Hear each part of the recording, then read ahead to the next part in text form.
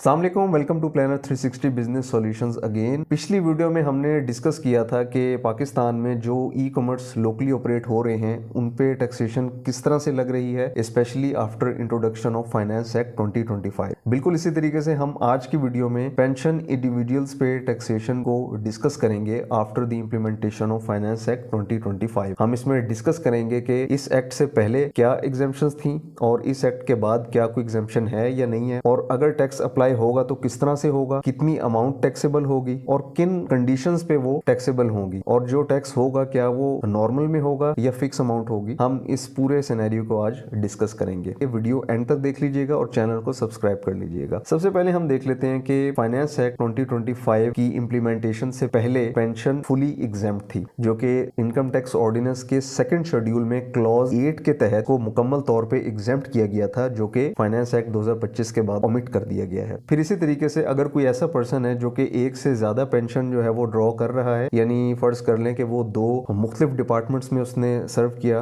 Government के या किसी भी, उसमें जो सबसे हाईएस्ट अमाउंट वाली पेंशन है वो उसे एग्जेम्प्ट हो जाती थी। यानी कि अगर फर्ज करें एक डिपार्टमेंट से वो 1 करोड़ रुपए पेंशन ड्रॉ कर रहा है, जबकि दूसरे डिपार्टमेंट से वो 2 करोड़ की पेंशन ड्रॉ कर रहा है, तो जो 2 करोड़ वाली अमाउंट है उस पर उसको एग्जेम्पशन मिल जाती थी, जबकि जो बकाया 1 करोड़ की अमाउंट थी वो टैक्सेबल थी।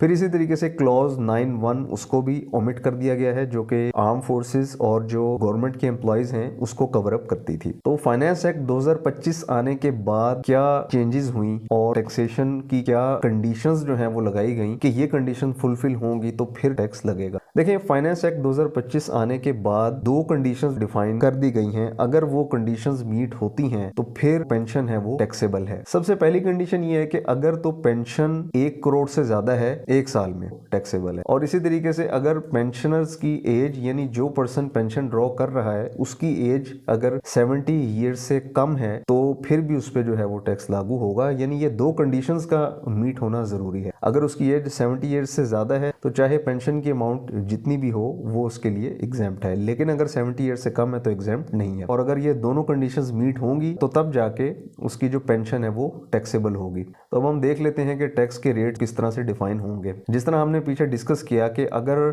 एनुअल पेंशन जो है वो 1 करोड़ से ज्यादा है तो फिर 5% जो अमाउंट है जो कि 1 करोड़ से एक्सीड कर रही है वो टैक्सेबल होगी। हम इसको एक एग्जांपल से समझ लेते हैं। फर्ज कर लें कि एक पर्सन है, वो 1 साल में उसने 1 करोड़ 30 लाख रुपए पेंशन ड्रॉ की, तो टैक्सेबल इनकम हम उसकी किस तरह से निकालेंगे? जो अमाउंट 1 करोड़ से इजाफी जितनी अमाउंट है उसको हम टैक्सेबल कंसिडर करेंगे। यानी इस केस में जो हमारे पास एग्जाम्पल है इसमें जो 30 लाख रुपए हैं वो टैक्सेबल है। अब ये जो टैक्सेबल अमाउंट है इस पे 5% के हिसाब से इस पे टैक्स लागू होगा, जो कि 1.5 लाख रुपए बनता है हमारी इस एग्जाम्पल में, जो कि मैं समझता हूं कि कोई बहुत ज्यादा नहीं है। अगर आप 1 करोड़ 30 लाख रुपए कोई बंदा पेंशन की मद में अर्न कर रहा है, 1.5 लाख रुपए उसके ऊपर जो टैक्स है वो कोई इतनी बड़ी अमाउंट नहीं है। और ये याद रहे कि ये टैक्स जो है वो फिक्स टैक्स है, नॉर्मल नहीं है। यानी ये जो टैक्स है ये आपकी फिक्स फाइनल रिजीम में फॉल होता है। और जो आपका प्रीवियस एम्प्लॉयर है जो कि आपको पेंशन पे कर रहा है वो इस बात का पाबंद है कि आपकी पेंशन में से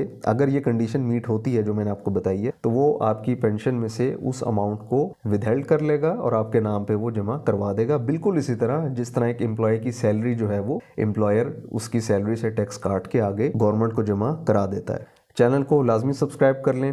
थैंक यू, जज़ाकल्लाह, अल्लाह हाफिज़।